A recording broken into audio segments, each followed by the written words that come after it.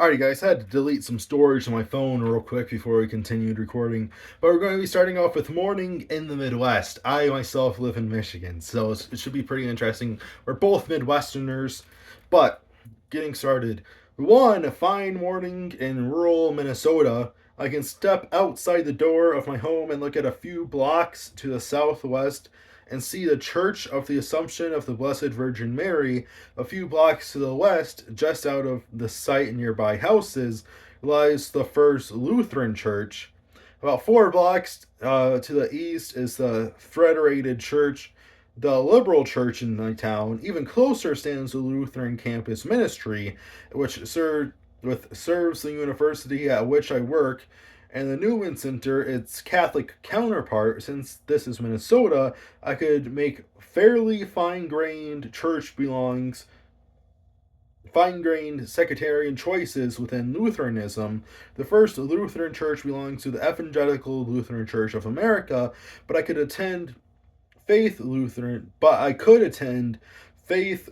Church, which is another member of the ELCA. Dude, this guy's just yapping straight away. The first page of this book is just yapassery. Oh, I have so many churches around my house. Oh, my neighborhood has churches in them. I'm literally so oppressed. My neighborhood has churches in them, guys. My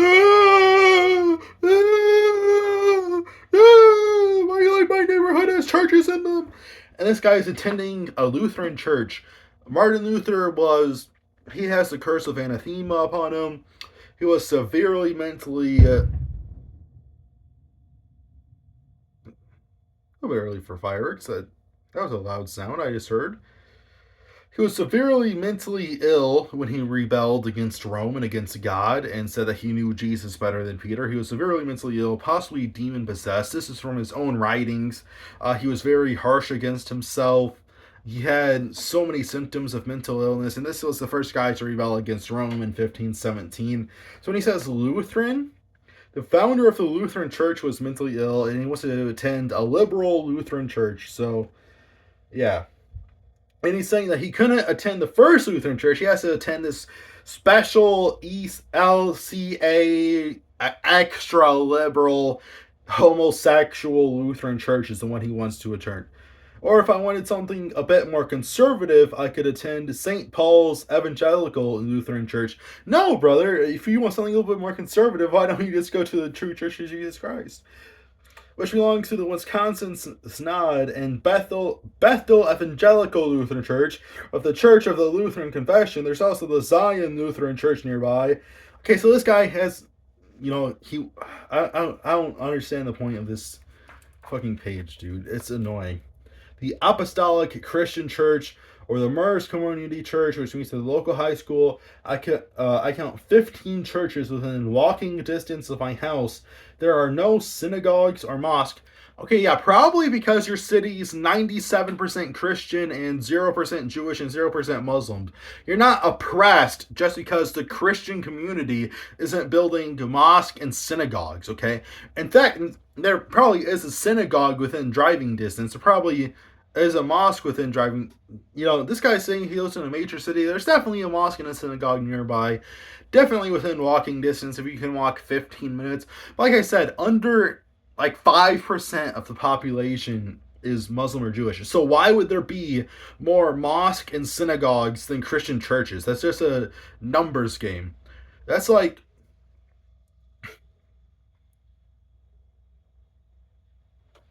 I don't know. Just another dumb argument. Oh, there's more Christian churches than mosques and synagogues. Yeah, because not as many people want mosques and synagogues. Not as many people are going to attend mosques and synagogues.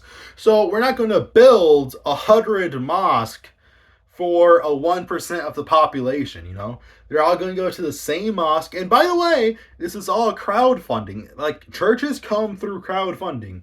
So if the Muslims want to build more mosques, they're more than welcome to. If they have the money to do so and they have the need to do so, and there's a ton of Muslims in the area, there's going to be a ton of mosques. Guess what? If you go to the Middle East, there's going to be a lot of mosques within walking distance and not a lot of Christian churches within walking distance, or at least less of them.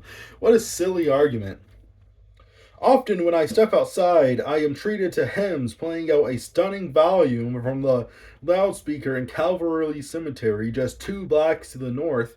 During the day, the sound at least every hour when the old fellow who donated the loudspeaker to the cemetery is feeling particularly puginous. There will be programs to play every quarter hour. The coffee shop, first of all, I got so this guy lives in like a major city to where church bells are constantly going off. I also live 2 blocks from a Catholic church, and there's no bells. I don't hear. I live right outside a Catholic cemetery. I don't hear it. Um, but yeah. So he's saying that there's a loudspeaker. So the coffee shop downtown is owned by a coalition of churches, which normally makes no difference to me. The coffee is secular, at least. But I've learned not to visit on Tuesday morning when the men's Bible study group meets there. It's simply too stressful to try to hold my tongue when they discuss the historicity of Noah's Ark. No, no, the men are studying the Bible. There's men studying the Bible at the coffee shop. I'm just trying to get coffee and the people are studying the Bible. I'm a happy atheist, by the way, guys. I can't get coffee when people are studying the Bible in the coffee shop. God, this guy pisses me off so much. I don't know how I'm going to make it through this entire book. I'm skipping paragraphs, and it's every sentence I read. This guy's such a gigantic cucklord. It's absurd. I succeeded in keeping my thoughts to myself so far, but I wouldn't want to risk an eruption. At some moments, like the time they were discussing the proper role of Christian women, that is, to be subservient and quiet. Okay, buddy, okay. I've been tempted to reform a few secular baptisms that with that good secular coffee. This town has a total population of roughly 5,000 people. See, I already know he's lying. I know he's lying. I know he's lying. So he lives in a town, a rural. Oh yeah, so he said a rural town, meaning there's nothing within walking distance, and he's saying that there's 15 churches at least within walking distance, and they're all massively playing their loudspeakers in a town of 5,000 people, and he can walk to every single church in town. But it's a small rural town. Like you have to drive everywhere. Oh man, this guy pisses. He's lying about everything. He's saying that he lives in a massive walkable town to where he can walk everywhere and doesn't need a car at all. But he also lives in a small midwestern rural town. That's such a it doesn't make sense. It doesn't even make any sense. Oh brother. I just glance my eyes at the next page, brother. We're going on to page 5. I can't do that page anymore. There's nothing unusual about my town. Well, there is actually kind of something unusual about your town, because you live in a massive walkable city to where everything is within a few blocks of you and you don't need a car to get anywhere. But you also live in a small rural town, so this is perfectly ordinary rural Midwestern America. I'm not lying to you guys. It says the word rural America, where everything is walkable. Oh man. Like thousands of other small towns across the country, we're just immersed in religion, like every other God-soaked spot in lightly populated, Republican-leaning, real-life, genuine USA. Meh, meh, meh. I live in a Republican-leaning city. My neighbors vote for Trump and they study the Bible at the coffee shop. I'm a happy atheist, by the way, guys. I'm a happy atheist. The evil Trump supporters are supporting the Bible. This guy, my fellow townsfolk are good people. Oh, so they're good people. the evil Trump supporting Bible thumping people at the coffee shop are actually good people, guys. Like most human beings who are mostly concerned with getting along, doing well for their families, and seeing the community thrive as a safe and stable place. So this is a safe and stable place he's living in. I don't accept the common atheist line that religion makes people do evil acts, like fly airplanes into buildings and start holy wars, and can and has done so, of course, but those are just pathological extremes, and it isn't right to judge an idea by the excess of the maniacs who turn it to a cause for violence. Mainly, what religion has done is make people believe ludicrously silly things, substitute dogma for reason and thought, and sink into self-destructive obsession as they fret more over the reward in their next life than the accomplishments in this one to come. This is also a mix of levels of fervor in town. Certainly, there are zealots who are convinced that every fornicator is going to burn in hell for eternity, but I suspect that the fornicators outnumber the fervent. For every true believer, fornicators outnumber the fervent. For every true believer, there may well be a dozen who go to church simply because they've always gone to church, because they're in charge of bringing the coffee cake to the social afterward, because they've been done into their heads that good people express their worth publicly in regular attendance, because they've always been told it provides good moral guidance for their children, or because their mother-in-law would make family get-togethers a living hell if there was even a hint that their faith had lapsed. Okay, I just need a quick Mountain Dew here. Where's my Pepe sticker? I don't know.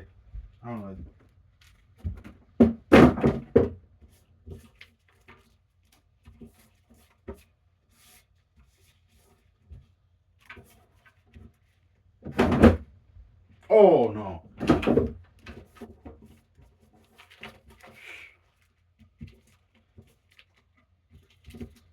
Where'd it go? Is this one? I need to get one too.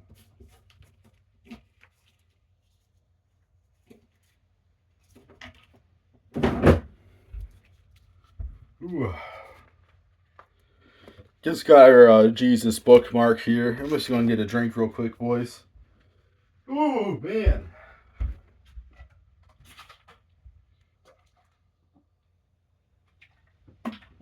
Ooh. I have to edit it anyways. Ooh.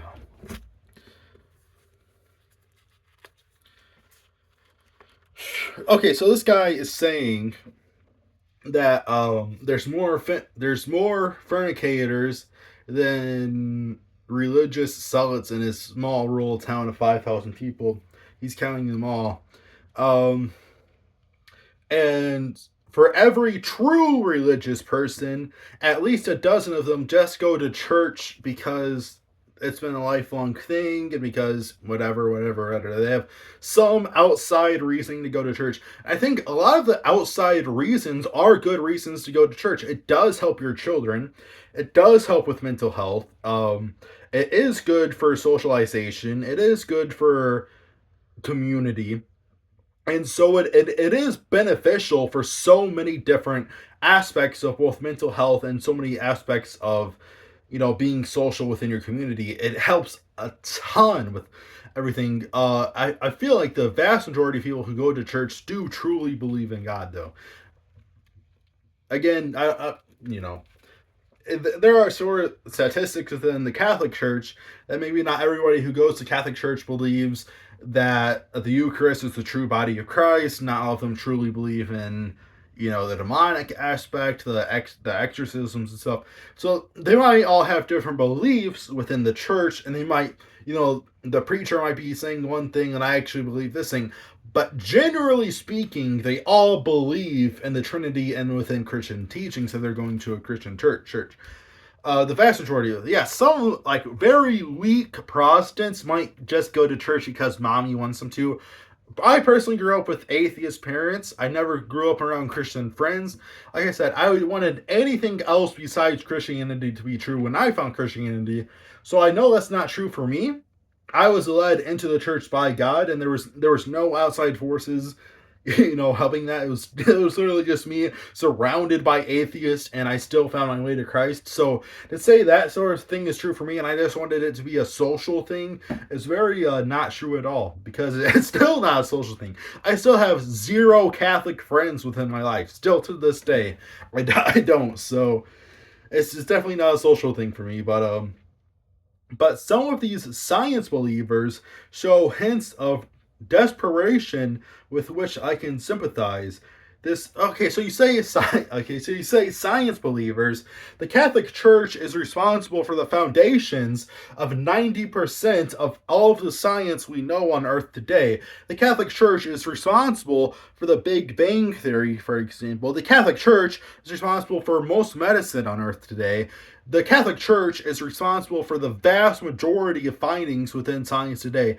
Islamic scholars are responsible for a lot of the mathematics we have on Earth today. So, literally, the Big Bang Theory in itself was discovered by two different Catholic priests. Like, actual Catholic priests discovered the Big Bang Theory. So, when you say that that science believers are desperate in the church, no, they're not, because we are the science. Our priest, found all of your major scientific equations, and the theory of evolution was created by a mad white supremacist that said it was a good justification to kill off black people.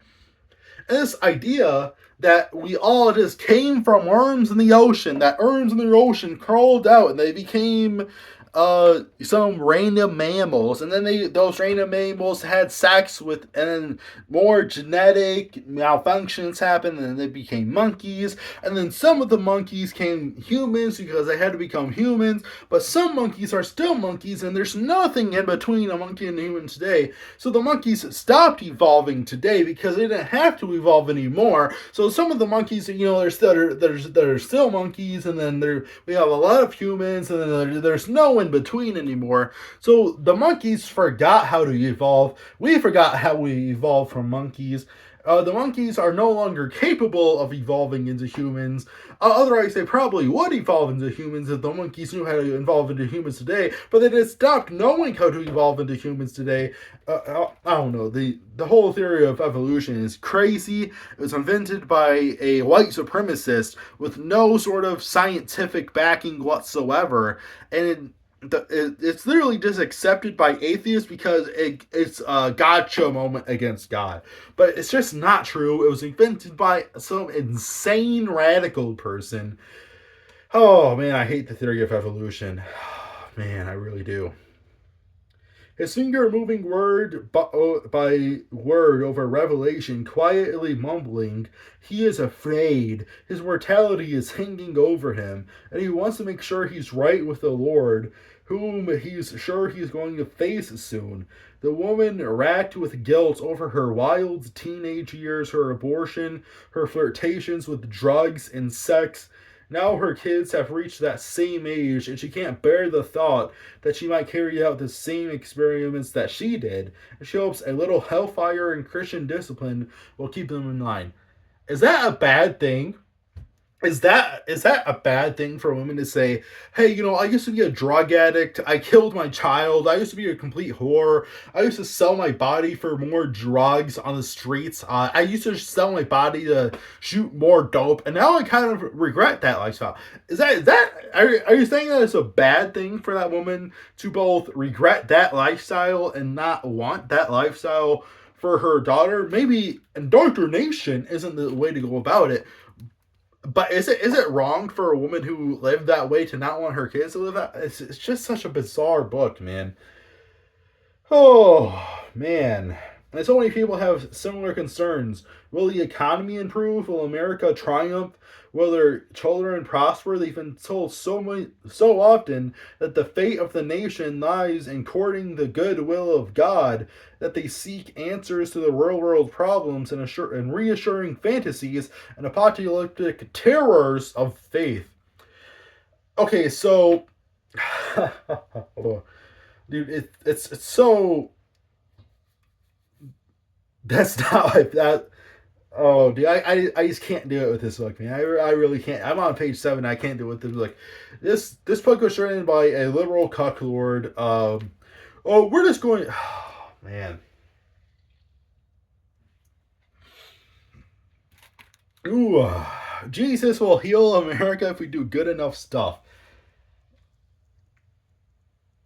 I, I'm not going to respond to it.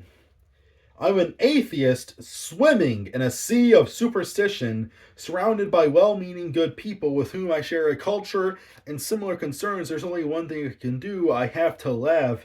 Living in America at the beginning of the 21st century is like attending a circus with clowns are performing. It's low comedy full of pratfalls and pies in the face and silly costumes. It's also hilarious. The people all around me seriously believe that fervently in God, who briefly became human and was tortured to death for his trouble, and that this is the greatest story ever told. The omnipotent Lord of the cosmos is a man-like entity who, in addition to keeping the planets in their courses, deciding the fates of nations, and spawning hurricanes and earthquakes, frets endlessly about the sex lives of his chosen people. So let's stop right here. A God who created the universe and created all things mortal and immortal, and created, if you read the book of Genesis, he created everything, whatever, gave us light, gave us everything. He's actually concerned about our lives. And the truth is, yes, because he also he's outside of time, and he has the power to also create us. And so we are the children of God, because God knew us before we were in the womb, before our parents had thought of us. We had already existed within the Lord, and the Lord had already knew our name, and the Lord had already knew our entire story. And so the Lord has had a perfect design for us in the womb, and within that, we are children of God, and God has, ultimate grace for us. And so, as our Father, He stands with open arms, waiting for us to come to Him. And so, when we rebel against Him, obviously, He cares deeply about His children, and not because it's going to affect Him as much as it's going to affect us. So, when we have degenerative sex lives, that leads to pregnancy scares, that leads to killing of the children, it leads to diseases that could kill us. It leads to all sorts of scares. It leads to a regret. It leads to feeling empty. It leads to uncertainty. It leads to feeling used in life. It leads to feeling like we're not truly worthy of love to people. It leads us to believing that people can't commit to us and relationships. So it leads to extremely negative things just within that. So every single sin listed within the Bible is only damaging to humans. It's not that we're damaging God, it's that we're damaging ourselves. And since God is our Father, and since He knew us before we were in the womb, and since He formed us in the womb, He wants what's best for us, and He's clearly listed that out. So every single sin is only damaging us. And so Jesus is saying, hey, like, as my children, I deeply care, and it deeply offends me when you hurt yourself, because you are my child and I love you. And so that's the thing. And so, yes, he did create the entire universe, the entire earth. And yes, He cares about us because He created us too, because we're a part of His creation and we are His children. And He does have the capability of caring for all things, in which He does. Let's continue reading. Ooh.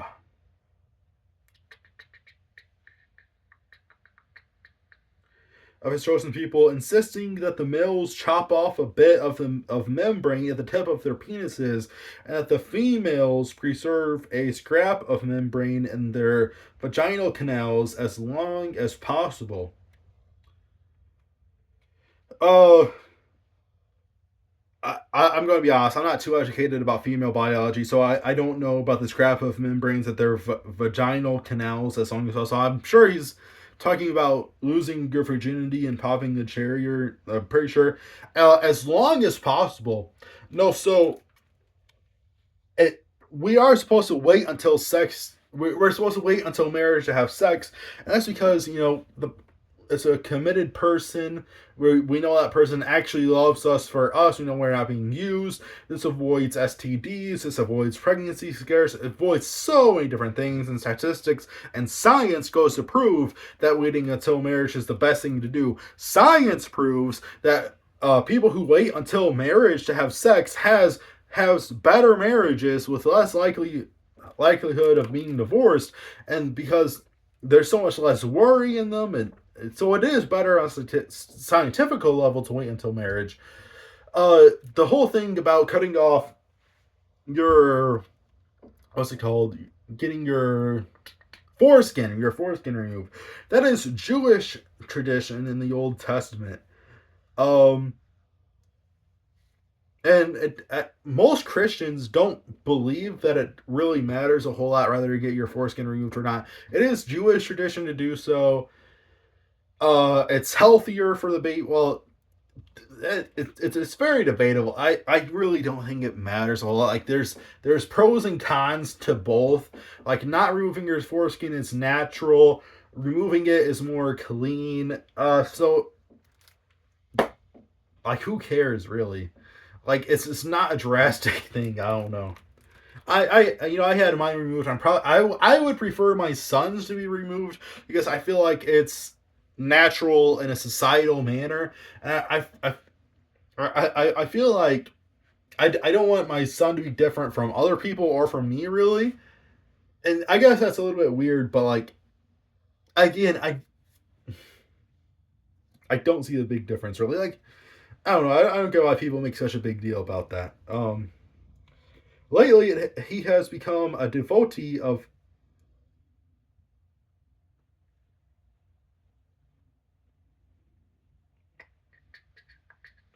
Yeah, so lately he has become a devotee of football, and players and spectators beg for his divine favor and hoping him to get a ball from one side of the field to the other. So this is a cocklord who hates sports. Oh, I don't like sports, but oh my god, the evil Republicans are eating the baby in my coffee shop. I hate sports ball. Oh, and so this guy hates sports, and he wonders why Christians pray during sports. So let's talk about that. Why, as a Christian, do I pray while playing video games, while playing sports, during work? So the Bible actually teaches us to pray ceasingly, and so God calls us to have a relationship with Him, and He calls us to have a ceasingly prayer life, to pray constantly and and to honor and to worship God through all things of which we do in our walk throughout life. We shall have God as our primary. We should give the glory to Him. We should give the veneration to Him. We should give the worship to Him, and we should give prayer to Him through all things. We should pray through all things to come out victorious. And so, when we pray during video games and sports, we are increasing our prayer life. We are becoming closer to God. We are gaining a better relationship with God, and we are also praying in all things to become victorious throughout every single walk of life. And so that actually is a very good thing to pray during video games because it increases your own prayer life. It increases your relationship. It's so beneficial to pray during these things. His followers are offended at the thought that they have distant relatives who are monkeys.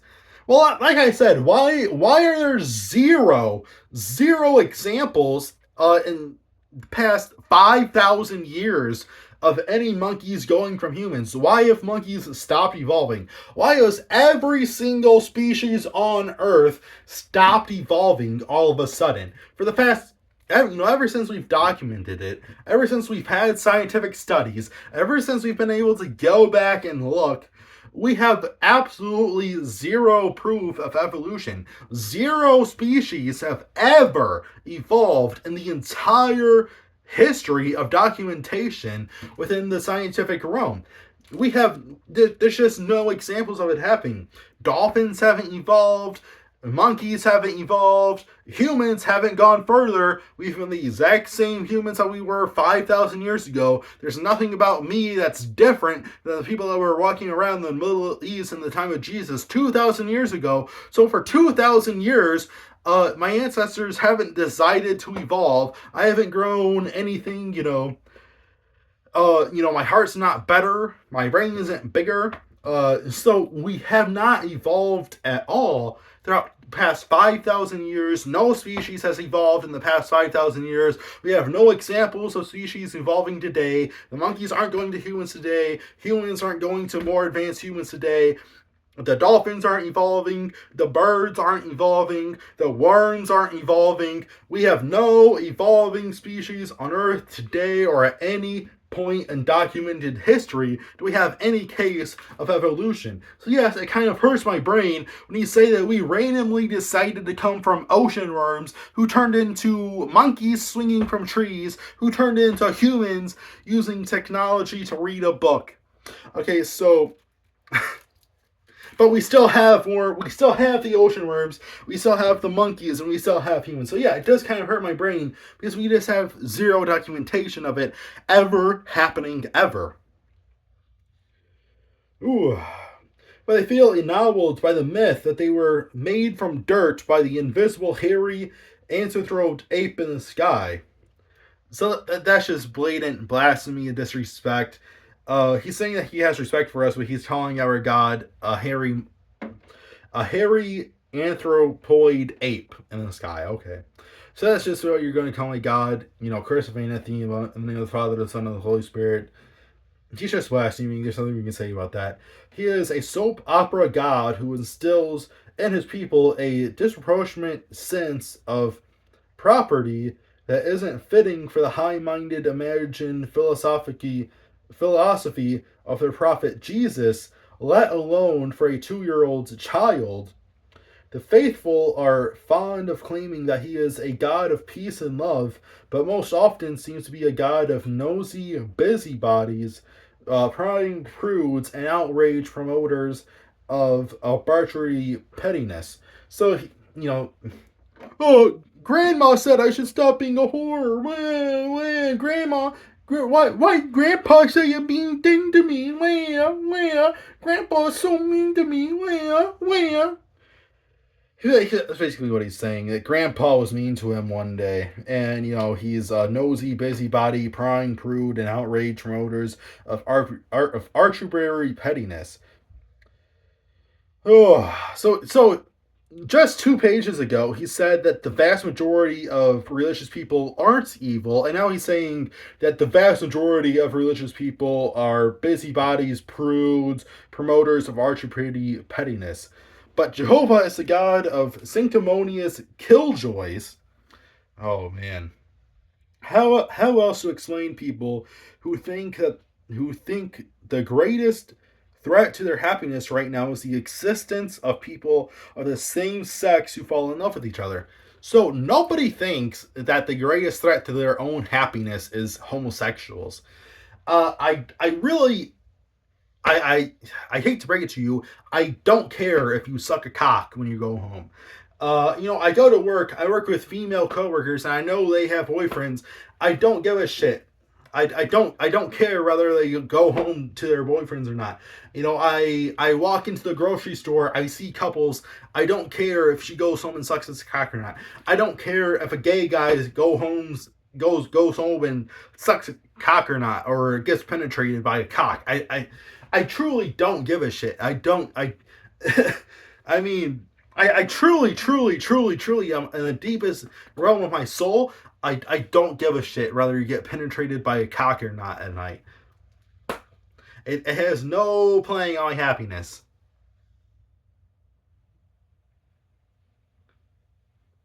Playing Rainbow Six Siege makes me happy. Watching movies makes me happy.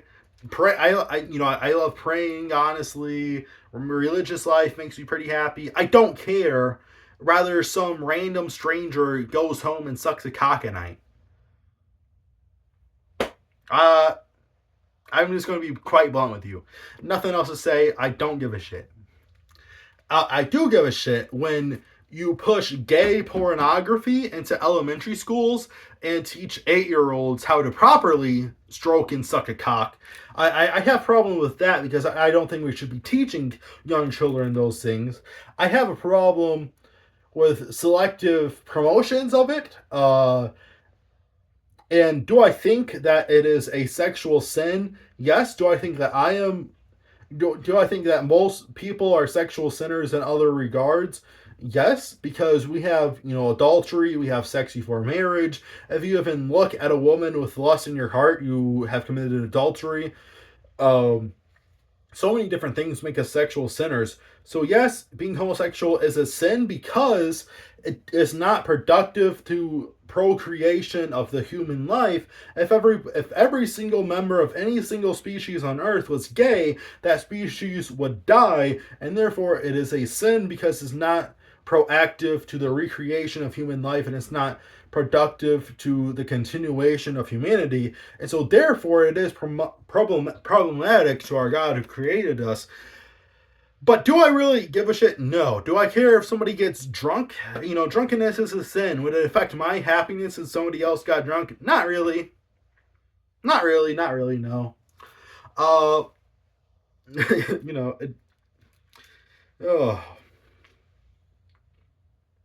And at the same time, we have priest rape. Oh, okay. Oh, okay. At the same time, we have Catholic priests raping children. Catholic priests commit pedophilia at rates significantly less than the general public per capita. That is a myth that has been debunked so many times. Priests do not rape children. This is just generalized blasphemy. He's just saying this because he hates us and he wants to say these disgusting things against us. He wants to say that our priests are raping children, which is not true. If you look at, arrest cases per capita, priests commit significantly less pedophilia than general public. Has one priest raped a child? I'm sure it's happened once or twice throughout Earth's history. We've had our scandals within the Catholic Church, but those priests are excommunicated from the faith. They are kicked out of the church. They are arrested. And so, do some priests do evil things? Yes. And we hate that also. We excommunicate them also. So, that's just such a disgusting thing to say, that Catholic priests rape children in a generalization like that. You said 2 pages ago, you said on page 5 that you weren't going to generalize all Christians by doing evil things, and then 2 pages later you're saying that our priests are pedophiles who enjoy raping children. When that's not true, it's a myth that's been debunked. It's just so absurd that you would even say something like that.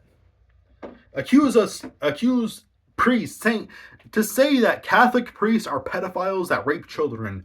That's such a gross generalization, but it's also a generalization that's not true at all, because they get arrested for it less than the general public does, less than your atheist scientists do.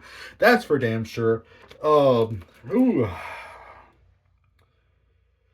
And their defenders are the most irate at the people who are ratted out the pedophiles and dog collars. So now you're saying that we wear dog. See, this is the most disrespectful shit I've read in so long. You literally said 2 pages ago. You said 2 pages ago that you weren't going to be disrespectful in this book. And now 2 pages later, you're saying there were pedophiles who wear dog collars. How is that? And you're saying that our God is just a hairy monkey in the sky. Ooh, man. And, if you're still religious by the time you're done reading this book, then you just didn't read it close enough. How about you actually throw some facts at us? How about you throw some statistics at us? How about you throw some psychology at us? How about you throw some of your scientific discoveries at us? How about you throw any sort of research at us instead of just insulting us, calling our God a hairy ape? All of our priests are pedophiles, and we wear dog collars. How is that supposed to make me not religious anymore when you're just attacking attacking me. When you're just attacking my priests that I look up to by saying that they're pedophiles who wear dog collars, when you know that's a myth that's been debunked if you've done any research, any simple Google search whatsoever, dude. Ooh, I try to laugh, but I also feel the human suffering caused by these follies. By then, as Shakespeare knew, the best comedy has always been born out of the truth of pain, and it's leaving a tragedy mixed in with it. I confess, sometimes the scampering of the clowns gets wearing, the humor is too crude, too over the top, and sometimes you want something a little bit more subtle and sophisticated.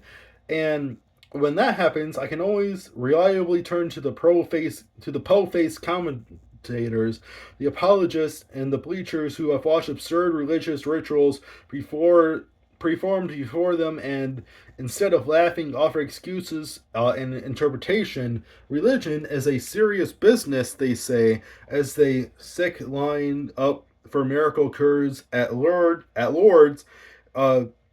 And transcriptions argue that wafers and bread really do turn into the substance of a god in the mouths of their flock, and rabble-rousing politicians assert the followings that they come from no monkey, and that, yes, God created the earth at a date we've since determined occurred 9,000 years after smarter, more practical human beings domesticated the dog.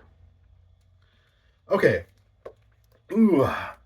So here's my problem. On page one of this book, he talks about Lutheran churches. He goes after Lutheran churches. And then he goes, oh no, I don't hate Catholics. I would never go. And then every single thing after that is just going after the Catholic Church. Not Protestants. He's not going after Protestants when he says priests, and he talks about the Eucharist, and he talks about the miracles that happen at Lourdes. He specifically hates the Catholic Church because that is the true church of Jesus Christ. He's not going after the Hindus here. He's not going after the Lutherans he's talking about on page one. He's not talking about any other Protestants. He's talking very specifically about how much he hates Rome, probably because he has demonic attachment to him. And so he just hates Catholicism. That's strictly what he's going after here. He talks about the priest and dog collars being rapists. He's talking about Catholic priest. When he talks about the Eucharist, he's talking about the Catholic Church. He specifically hates the Catholic Church. He doesn't want to go after the Protestants. He doesn't want to go after the Lutherans too much. He doesn't want to go after the Muslims. He doesn't want to go after the Jews. He wants to go after the Catholic Church because deep down he knows that is the true church of Jesus Christ. And the demon oppressing the man that wrote this knows that Rome is the true church of Jesus Christ, and that's why he's attacking Rome and not any other Christian denomination. He's not attacking anybody else. He's strictly attacking the Catholic Church. Ooh, and ramble-rousing politicians assure their followers, as they didn't come from no monkey, and that, yes, God created the earth. Okay. That this is another kind of humor, the spectacle of seeing smart, well-educated people suspend critical thought in order to invent elaborate rationalizations for indefensible absurdity. It's weird enough to watch the pantomime. See, this again, this is another thing that libshits like to do, that cuckold libshits like this guy like to do. They use huge words that they know damn well aren't used in the English language, that if you Google them, their usability is like 0. And they just throw these huge, gigantic words that don't even make sense. If you Googled the definition of any of these words, the definition doesn't even match how it's being used in this way, how it's being written. The definition is something completely different for all these huge words that he's using. And that's something that libshits like to use. They just throw random ass long words. The thing about the Catholic Church is when you look at the onomatopoeia, and they throw this big ass English word at you to try to sound intelligent, but they're not intelligent because the definition of that word doesn't even make sense in the form that they're using it. Ooh. It's weird enough to watch people Potomac trying to escape an invisible box, but it adds a whole new level of meta weirdness to see other people straining to argue that the box is actually there. So I laugh, and I admit that laughing oftentimes seems mean-spirited, Look at the people wasting their lives praying, of all things, were racked with guilt because Iron Age goat herders regarded their harmless desires as sinful. I don't regard myself as smarter than the townfolk around me. Yes, you do. Yes, you do. You're using big words and you're saying that they're dumb. You're saying that their priests are all pedophiles. You're saying that you're not better than a priest that's a pedophile.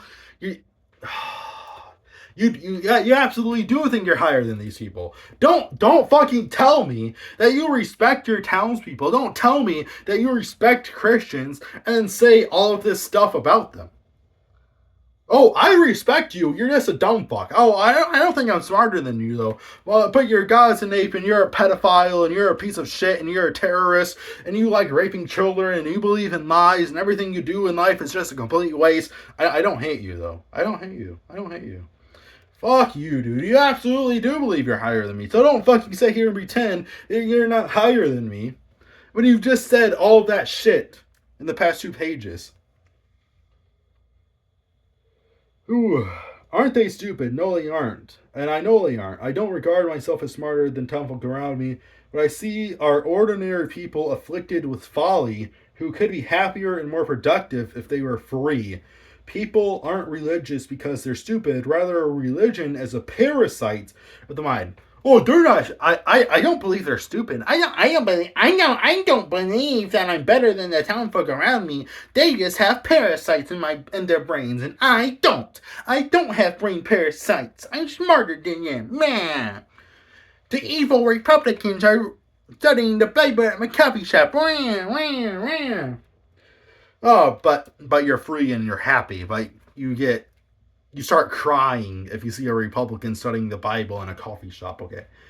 Uh, that freeing themselves of superstition would make them less human and less able to cope with reality, when the exact opposite is true. I laugh they do goofy, foolish things in the nature of their God, but also because I hope that a little miraculous hilarity will make a few of them from their serial lives and show them how wonderful they and the real world are if only they lived in it. What this book is about, the folly of faith, the absurdity of apologetics, and I hope the joys of reality as seen through the focusing lenses of humor, as well as more traditional ones of science and reason. So, ooh, so that we got through the prologue there. And what a long prologue it was. 47 minutes? Holy smokes. Oh, dude, no wonder I'm sweating. 47-minute long prelogue, dude. Holy smokes. But yeah, guys, so the idea that Christians can't enjoy reality is obviously false. We live in the exact same reality that you do, buddy. We enjoy the world the exact same way you do. We give glory to God through all things. I think that makes us enjoy things more. I don't believe in science because I don't believe in religion because I just trust science because I don't have parasites in my brain. Really, buddy? Because the science you believe in that disproves religion was invented by Catholic priests. The Big Bang Theory comes from 2 Catholic priests. And so you're saying, oh, I don't believe in religion because I'm smart. I believe in science. I don't have the brain parasites that you do. I believe in science. 90% of the science you believe in was invented by us, was discovered by us, was established by us. So I just want to leave it there with you guys. So I'll see you guys in the next one. Peace.